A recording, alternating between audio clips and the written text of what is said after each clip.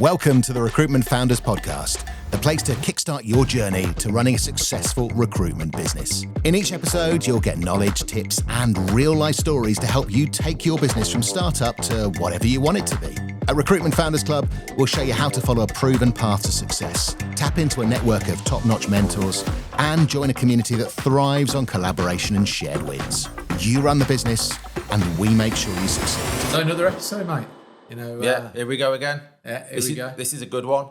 Yeah, well, it's the core core of RFC really, but hopefully, irrespective of whether there's any interest in RFC or just doing it themselves, we're talking about what you need to start your own recruitment company, what the first 6 months look like, 12 months, what are the pitfalls, what are the things to look out for.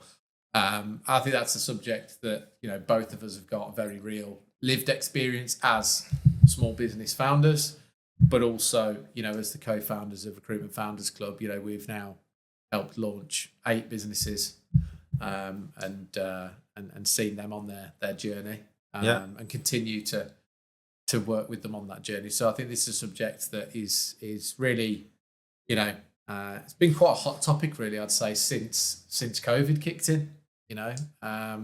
And certainly we get a lot of inquiries around, any top tips for people looking at starting. So it's a relevant subject. One of the pods we talk about the US market, that continues to be a hot topic. Yeah. Setting up your recruitment business, moving away from being an employee to actually taking that leap and starting your own recruitment business. There's so much that is involved with that.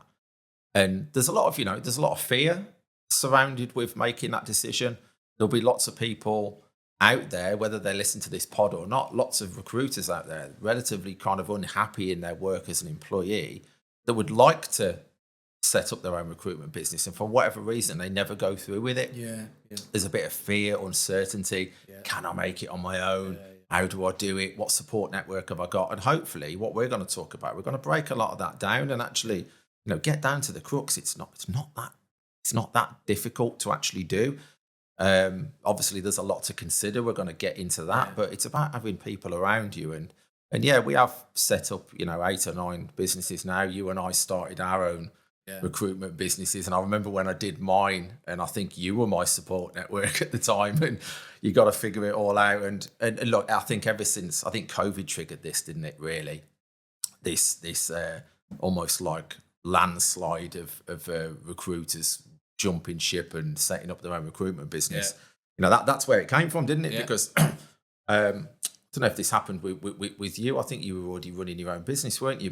But for me, when COVID happened, I was in the corporate world. And all of a sudden I've gone from doing like 10 or 12 hours in the office every day to I'm at home. And if you haven't done that before, it's all a bit weird and new. I think on that,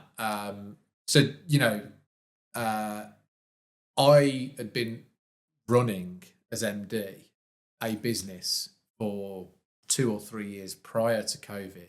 That already embraced remote working. A few days a week.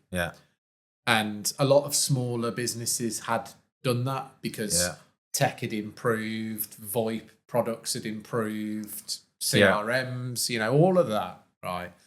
Whereas the, let's say, 20 headcount and beyond, 30 headcount and beyond businesses had only really ever been office-based. Okay. And those businesses had the biggest shock when we went into COVID. And with that came a realization from a lot of the recruitment industry and workforce of what they were actually getting from their employer. And they realised when you take the office away, when you take the banter away, when you take the, lunch clubs away, right? Most of those recruiters would have felt that large parts of their billing were down to them, not the business they work for. And, what I do want to say before we get deeper into this episode, you are right. We are going to talk about how it's not that difficult to start your own business. But we're also not going to sell starting your own business today. No. Because it's not right for some people. Yeah. And I want to talk about the people it's not right for. And that's not a terminal statement most of the time. Yeah. But there's a lot of people right now that will be sat in a business, let's say they're billing 150 to 350, maybe even more for some of the higher performers. And they are getting a little bit sort of disillusioned with their current environment. And they're thinking, I could go and do this tomorrow and I'm ready, right? I actually think there's still a high proportion of those people that are more dependent on their current work environment, work structure, and their employer than they realise. And I'd like to talk about that side to it. And we've seen that with some of our founders, haven't we? Correct. That we've set up, the journey that they've been on. Yeah. And that realisation that actually there was probably a little bit more going on there. Yeah. And more. And we've seen it with some of the founders that we haven't set up as well. Yeah. You know, and we've seen it with good friends of ours. And as I say, so today we both want this to be quite a balanced episode around, we're going to help, lift the bonnet on how easy in relative terms it can be to launching your own business. But we're also going to give you the crib sheet around what needs to be true in order for that to be that easy. Yeah. And we're also going to dive into what to expect as well, right? Because everybody's got expectation and everybody's got their own perception based on what they've been told and what they've heard and what the journey's going to be like. You and I have lived it, and my business is 4 years old? No. 5. Am I 5? You're 6. Right. Okay. So, if we're just talking about that, if that's all we've got to talk about, people might be thinking, well, you're not really relevant, are you? Because the markets and the journey's a lot different now. But, having taken people through on that journey, we know what's around the corner, don't we? Yeah. And I think it's important. Yes, let's talk about who's it for, who's it not for, and what happens. Everything from handing in your notice to what you need to do to actually go live with your recruitment business to what's going to actually happen from day one onward. Yeah. Not just from what's actually physically going to happen, but some of the emotional stuff that you're going to experience as well, right? And we've got another episode, haven't we, on mental well-being and mental health, and we'll talk about that in in that episode, which is a massive part of launching your own business. Yeah, so I think in terms of like that reality check then for people, when they're thinking about launching their own business, what are the top things that you think they should think about when they're on that journey of, am I ready to go and launch my own business? Yeah. Okay. Well, I think there's a couple of fundamental and obvious ones. Yeah. Why are you doing it? Yeah. Right. So you've got to have.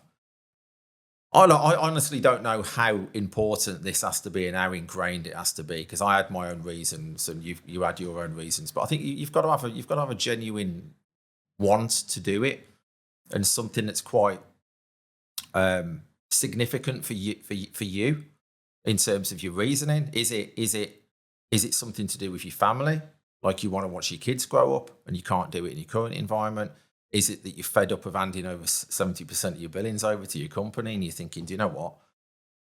To your point, you talked about that, some senior cons and principal cons are so efficient at what they do with very limited input from their employer. If they've got that moment, that realization, why am I handing 70% of my billings over? That's a real why that is. I can do it on my own. I can do it better. So I think there's got to be a reason that you can really latch onto there.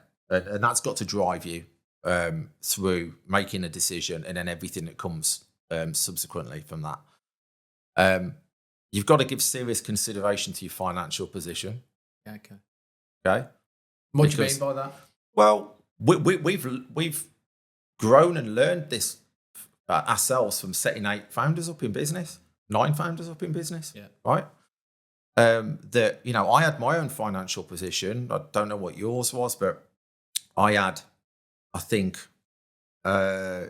just managed to scrape 9 months worth of money together to launch my business.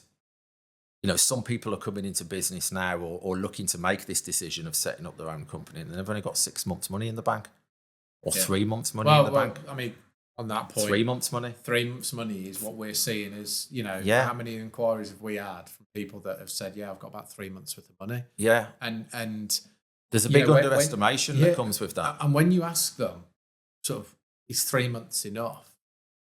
Now, it's quite a loaded question because we know it's not, right? Yeah. But their answer is almost exclusively from a stance of, well, I haven't blanked in 2 or 3 years. Yeah. Where I am. And, well, I'm good at my job. If I can't bill within the first 3 months, I shouldn't be doing it anyway. Well, the reality is when you start your own business, that's quite probable.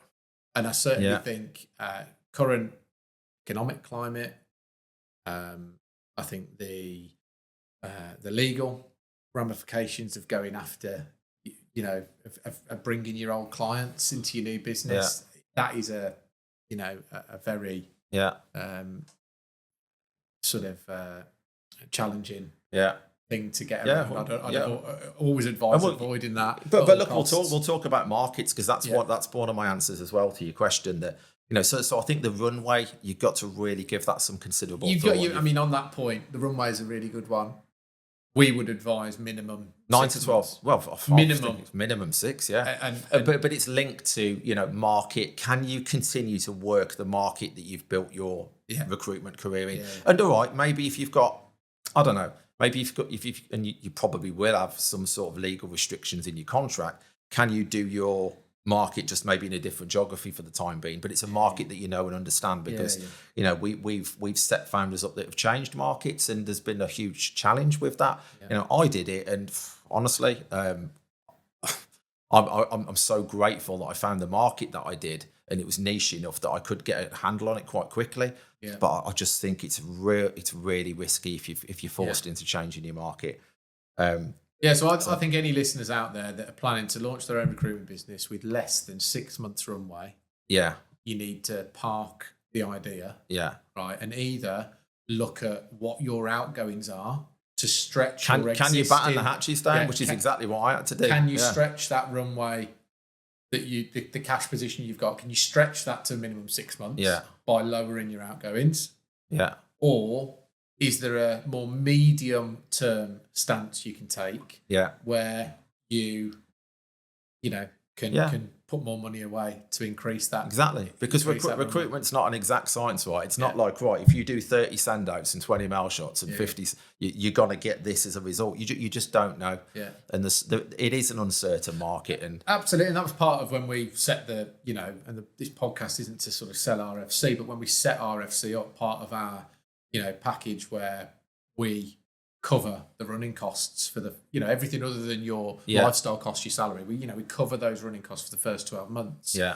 Was with a view to extending that runway into that 9-12 month period for these founders, because the reality is that it's going to take them between 3 and 6-7 months to do a deal. Yeah. And most clients are going to take you a month to 2 months to pay you. Yeah. And that's you in the US.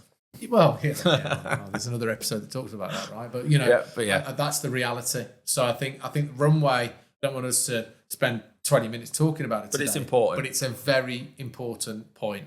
And we've known people that launch a business with, let's say, and things are really tight in terms of that runway, and it's like the ticking time bomb on the wall. They're looking at that. It affects your decision making. It affects you how you behave in your business, and more often than not, it's just in a negative way because you're panicking, you're looking over your shoulder, aren't you? So I think that's really important. What I'd also say, and again, this has been a learn for us, is if you look at if you're thinking about making a decision and you're looking at your business now, and let's say you're billing £250,000, how are you generating that revenue? Yeah. Are you in a 360 position where you're doing everything from sourcing that job to sourcing the candidate and everything, negotiating terms with the client? Yeah.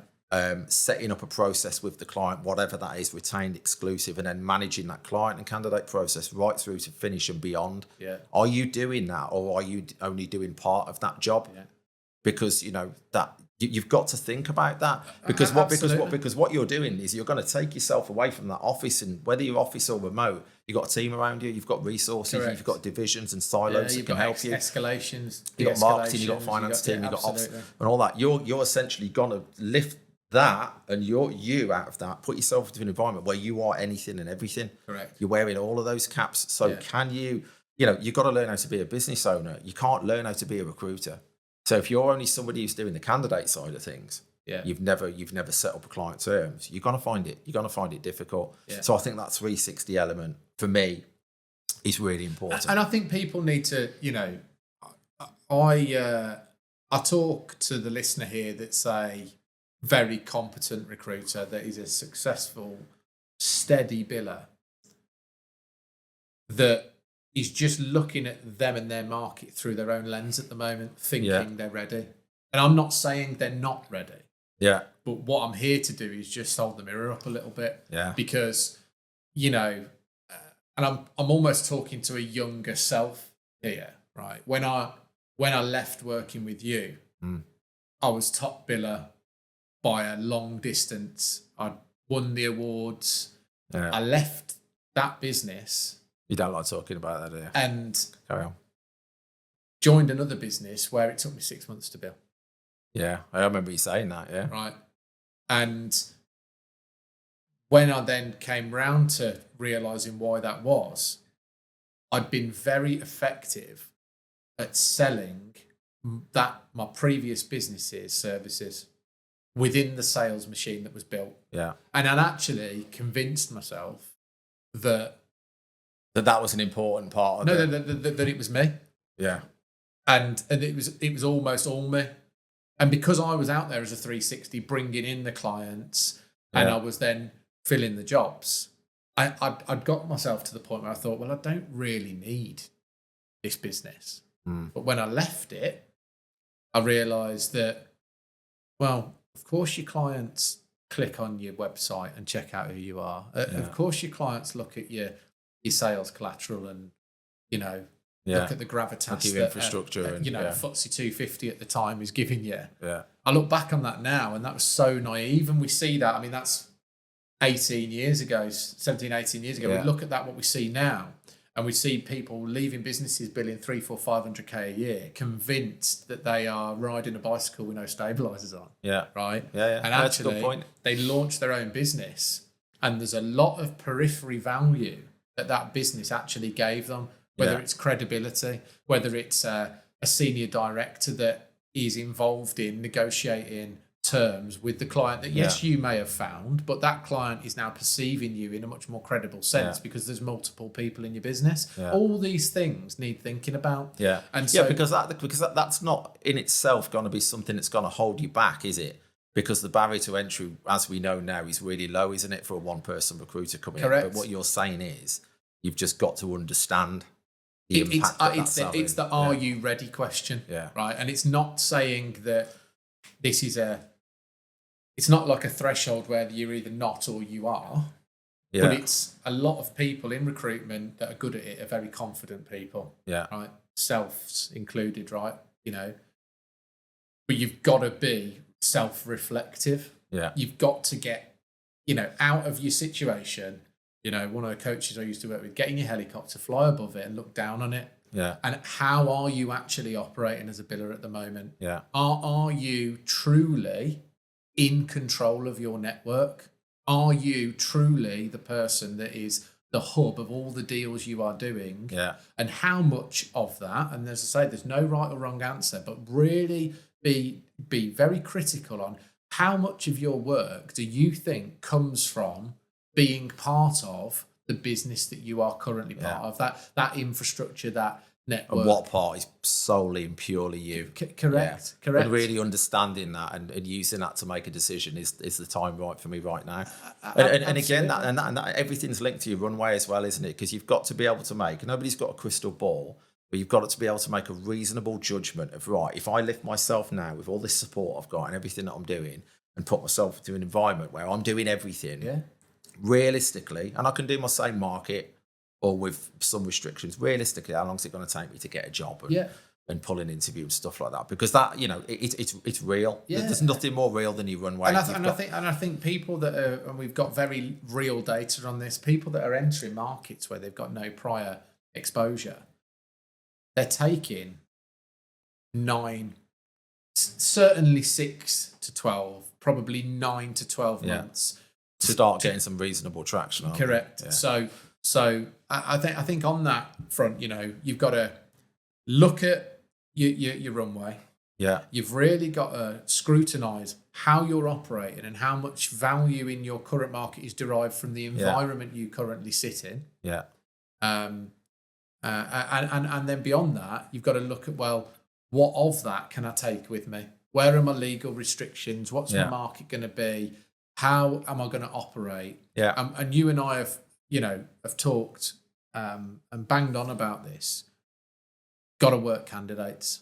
Yeah. You've got to work candidates. Got to work candidates. I don't care what your market you're in. Wow. Don't care how mature your network is. When you are launching a new business, the sort of spike on the arrow, you know, has got to be good candidates. Because as a brand new company, it's not good candidates, it's great candidates. You've got to be able to onboard great candidates, and you've got to go and work them, because that's the way that allows you to get that instant gravitas. You know, I've used this in loads of sessions I've done. You know, you piggyback in, your brand will piggyback off the quality and gravitas of your candidate. 100%. It's business by association. You know, Lindsay's got to be a good recruiter because he's representing an exceptional candidate. Now, reality is Lindsay's been going 5 weeks, right? He did all his marketing on Canva that cost him 13 quid a month or whatever. You know, the show behind Lindsay isn't that mature, but he's got an exceptional candidate, so I'll speak to him. Yeah, they're judging you on your candidate, not on you. You've spent all money getting custom marketing and all of this sort of stuff, and you're just sending out generic emails of, can we have a virtual coffee? Well, virtually no chance. I want to touch base with it. Yeah, exactly. Okay, cool. So look, we've got a lot to cover.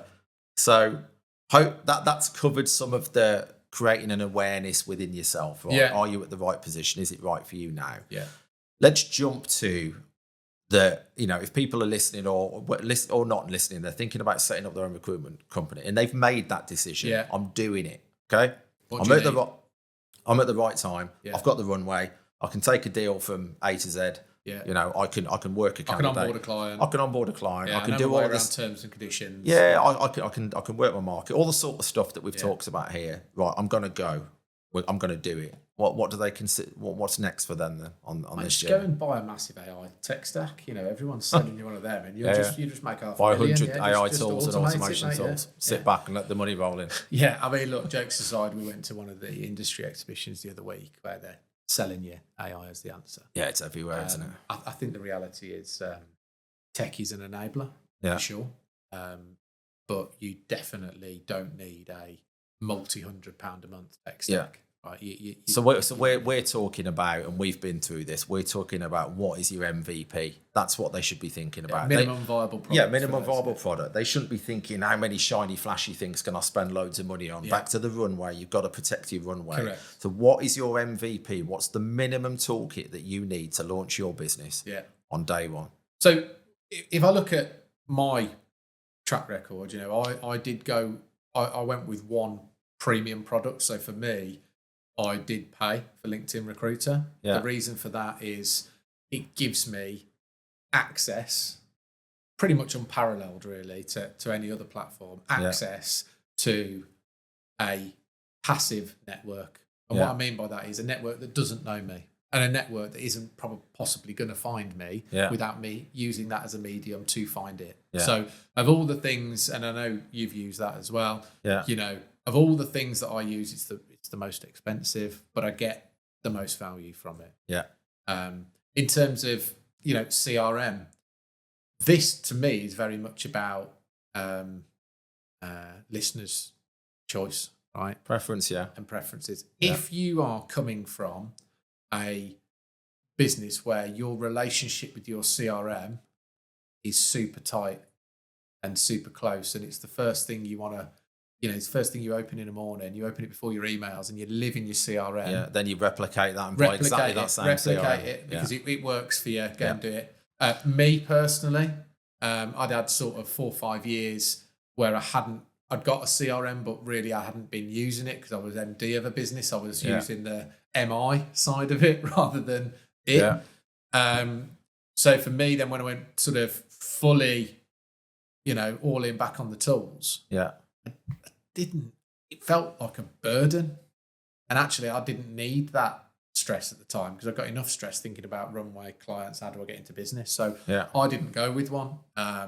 So I think on that CRM front is, and the tech stack, the advice would be take a step back. Don't make a decision on these because everybody else is doing it, or you think you need it because that's what a professional business would look like. The reality is you're a service-based business, right? So professional business looks like a company that provides a professional service because we're providing a service. You haven't got to have a really complicated £1,000 a month tech stack to be a credible professional recruitment. So you're saying take a step back. What have you relied on up until now? Yeah. What's been your go-to CRM? Yeah. Are there any really important tools that you do rely on? Yeah. That if you unplug them, it would be a bit of an issue for you. And I think if you did ask yourself those questions, there wouldn't be much there, would there? And that's the reality of it. You'd have a CRM, some sort of LinkedIn package, premium or recruiter. You'd have a telephone, and you'd have your computer, right? And we're out there at exhibitions where every man and his dog is selling a system that has found a way to integrate very cleverly with OpenAI. Yeah. Right. But they've all got the same engine. Or you can just go yourself and put a bit of work in with OpenAI. Yeah. ChatGPT or the providers of similar platforms. Yeah. And so get out of it the basics of what you need to get your business off the ground. Yeah. Now, I'm sure that once you've got a business that's trading and moving, these platforms and generating revenue, correct, right? We strongly advise you go in with an MVP, whatever that is for you. CRM, maybe a LinkedIn tool, phone. Let's talk about the phone, right? How important is it to have a landline? Do you think as a small business, new business? I've not got one. I haven't got one. I had one for 2 years and I binned it. Yeah. I remember you actually signed me up for the VoIP as well. Never used it. The only people that used to call me were people selling sales. Me something. Yeah, that's why I canned it. Yeah. I did. Every single call I received was somebody selling me something. I trade exclusively off my mobile phone, WhatsApp. Yeah, and you can get on business like EE. I've got like I think I pay an extra £10 a month and I get 1,000 minutes to the US. Another tenner, I get 1,000 in Europe, and you don't. So the landline is it's a dying beast, really. I mean, people don't judge you on that. I've never been, and people talk about addresses, like and we've got a US episode, and do you have to have a US address? No, you don't have to have a US address. I mean, if you're somebody that really, back to the point, if you really love your CRM, you really love having all your tracking for a candidate, because that's the way you've worked. Yeah. Some of these platforms now that can listen to your calls and upload the notes, great, right? But we're here to advise you as a listener on what you really need to go into business. Yeah. And for a lot of people, they don't need that. The other thing that they definitely do need is a good accountant, because an accountant to both of us is more as they're actually a business mentor, not just an accountant. And ultimately, your accounts and your financial fiduciary responsibilities are all linked, right? And your accountant will help you with that. Yeah. And certainly for me, I've always held relationships with accountants close to me. I became a director of a business at 26. Yeah. I didn't know fucking buggiest really about business, but now I feel like I'm pretty competent around that, around company, statutory requirements, fiduciary duty as a director, and all of your other stuff, because I've gone on that journey with a good accountant partner. That's so doesn't need to be a massive business, doesn't need to be a small business. It's really you need to find a partner or the director that's going to lead your accounts and have trust in them and have a relationship that's not just paper based. Yeah. And some founders make a mistake of looking at an accountant as, they just do my year end. Okay. Well, that person, when you're starting your own business, is probably going to be the most important business mentor that you'll have in your first few years, because they're responsible for probably the biggest legal responsibility that you're going to have. Yeah. And actually, they're also the person giving you the answers to the reasons why most people start their own business, which is they want to make more money. They want to live a lifestyle that suits them. Get a relationship with your accountant, and I would say spend more money on if the right person is more expensive, spend it there than spending it on some AI because tool. you'll make it back in other areas of your business. Correct. By the way they help you manage it. Yeah, for sure. And we say, look, most people that are going to go into business won't know an accountant. Well, they say just ask around. You know, just ask you. People will know, won't they? Somebody who's in business, running a small business. Who do you use? What sort of service do you get? So don't just go with the first person. You and I have both used a bunch of accountants, and you can get there's just a wide scale of service you can get from them. Unfortunately, we found a good one now, haven't we? But that's important. Do you know another one I'd say is have a second location where you can work from. Correct. And that doesn't need to be purchased office space. Coffee shop, hotel, just a coffee shop where you can just go and plug in, get your AirPods in, get your laptop down, where you can get away from that home environment, which, you know, we're talking about keeping the cost down, so you probably will work from home quite a bit. But somewhere you can just maybe walk to or there's a lot of boozers now doing like little work from the pub. Yeah, there's loads of places. We've got a local pub doing that, you know. And some of the communal office spaces, if you do pay for it, you can get like a day a week for like £75 a month or something. It's not a lot of money. Absolutely solid recommendation there. Moving on, you know, as we move towards the end. And a website. Oh, well, the website, yeah. And you need a website. You don't have to pay loads of money, do you? No, and you can. And there's also other tools out there where you can shape a sales brochure and other things. But don't go out there and think you've got to have a perfect website. But equally, don't go really cheap and get something that just looks naff. Yeah, like a 1,500 quidder that's just agreed. You've got to go and spend. A reasonable amount getting your brand right. Yeah. You've got to love it at the end of the day, and you've got to, it's an extension of you. Yeah, but to your point, you can iterate once it's live, can't you? So it hasn't got to be. Absolutely. Yeah. Don't get all OCD with it. We've dealt with a load of founders who come to us, and they've got, marketing stall. They're stalling launching their business because they can't get their logo perfect. It's not that important, is it? It's. I tell you what, it's significantly less important. But we were taught that from our marketing guy, PJ, right? Yeah. When we were procrastinating over like the logo and all stuff like that, and making sure, is it perfect? Is it this? Is it that? And so having a good marketing mentor at the very least, even if it's not somebody doing all the work for you, get a really good marketing mentor. And PJ's been that for us, continues to be that for us and all our founders. And, that's a trusted voice, someone who holds the mirror up, tells you to just crack on with it, and gives you the confidence to just throw yourself in. Yeah. But what I was going to sort of move us on to now is, as we come to the end of the episode, is so you've sort of got your runway, you've made the decision, you've got all your bits and pieces set up. What's that first 90-day plan look like, and what's your market look like, and is there any advice that we can give people on that market and that 90-day plan that set you up for success? Can I just backtrack a little bit on this? There's something else I want to talk about first of all. And look, if we run out of time, we'll just do another pod on it, right? Because I think we've got a lot to talk about here. I think there's something, and I'm not trying to directly link this back to RFC and our community, but have a think. What's really important and what I've learned, and one of the reasons we set up RFC up in the first place, right, from a community perspective, who have you got around you? Yeah. Okay. And who do you need around you, and what do you need? Like, are you gonna go just you on your own? Go for it. Yeah. I've got 9 months runway. I know how to recruit. I don't need anybody around me. Yeah. I would respectfully challenge that.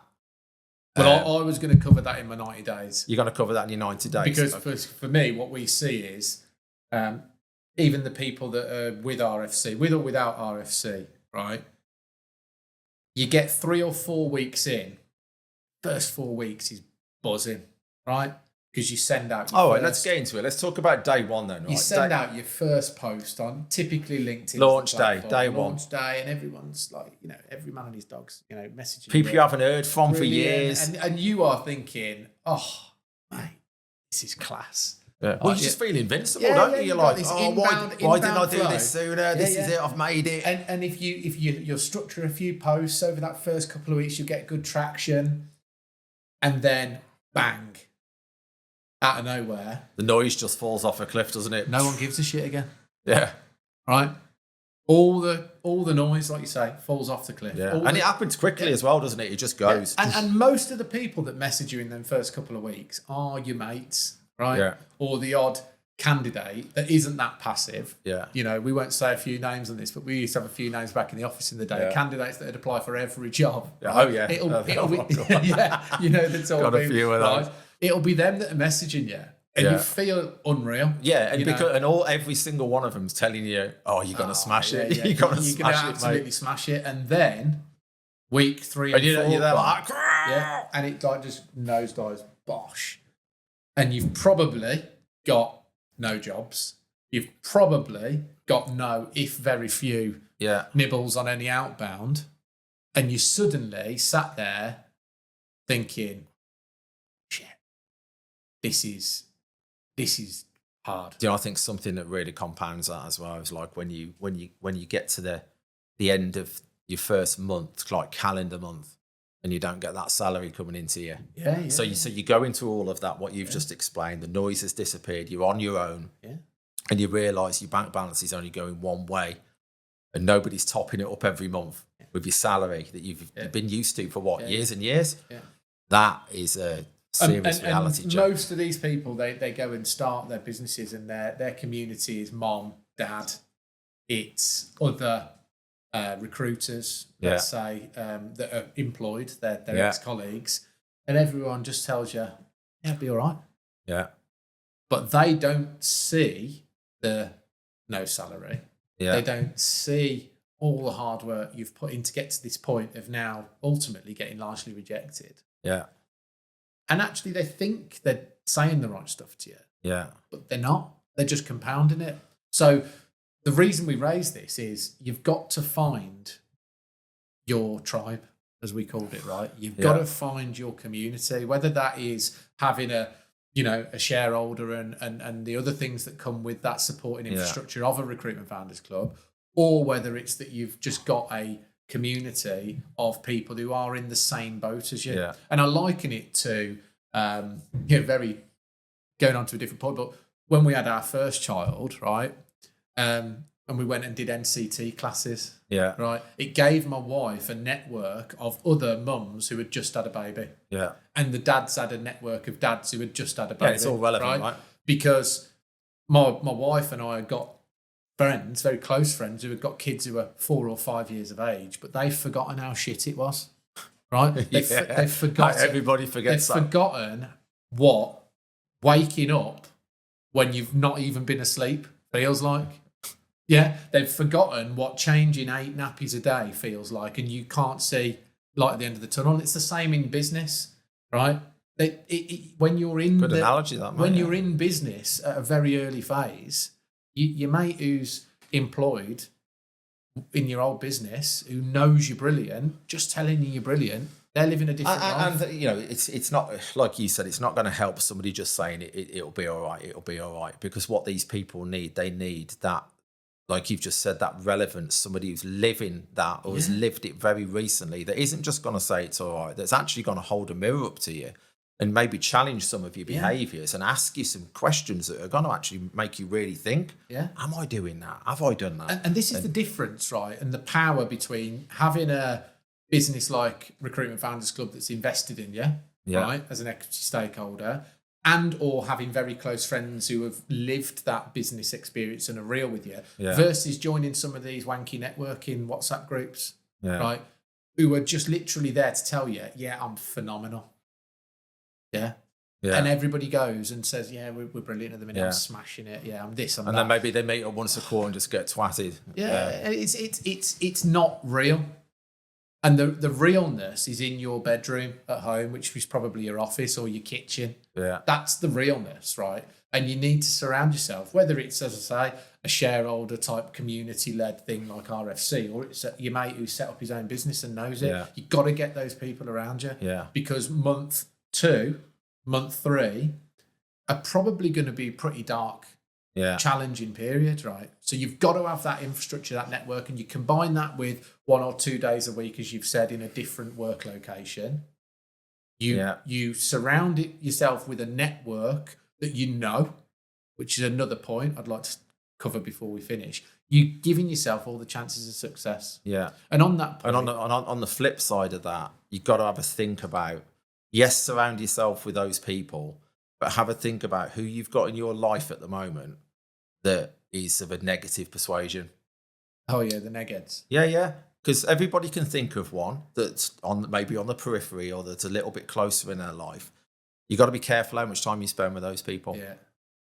It's going to be hard. And just on the last point for me, I mean, you may have additional ones, but the last point is choosing your market. Yeah. Right. Got enough data points now to highly, with a great deal of conviction, advise you to stay very close to a market you know. Yeah. If you aspire to pivot into different markets, do it on the 80-20 rule. Okay. But in launching your own business, launch it in a market where you can have conversations. Yeah. Because those conversations are what you need. It's like the fuel to keep the engine running. Little wins. The little wins, you've got to have them. Whereas you go new market, new territory, maybe all these things, everything's new, right? You are going to be struggling to get your wins, and you'll need your wins. So just as much as you need community, and you'll need something. And you go a certain distance without getting a win, doubt creeps in, doesn't it? You start questioning yourself. Can I still do it? Will I ever do a deal again? Yeah, you start. We've had founders say that to us, haven't we? Yeah. And then a couple of months later, they're doing deals. Correct. Right, but and then those people in those moments are tempted to cut corners and do things differently. You said something to me, and we all have a laugh about my seasonal effectiveness disorder, right? Yeah. You know, as soon as the flowers come out in spring, I'm a different beast. But you said something to me that stuck with me a couple of autumn winters ago when I was struggling with my pipeline, and you said something to me, which is, thing is with recruitment, when you can't see your pipeline, you can't see your pipeline. Yeah. And I was like, it's really resonated with me, that. Yeah. And it's the same for any of these people in that first 60, 90 days. Yeah. Pick your battles. Where can I access conversations? Because recruiters are conversationally some of the most skilled people out there in any industries, right? Yeah. You're going to get your wins from having conversations. Yeah.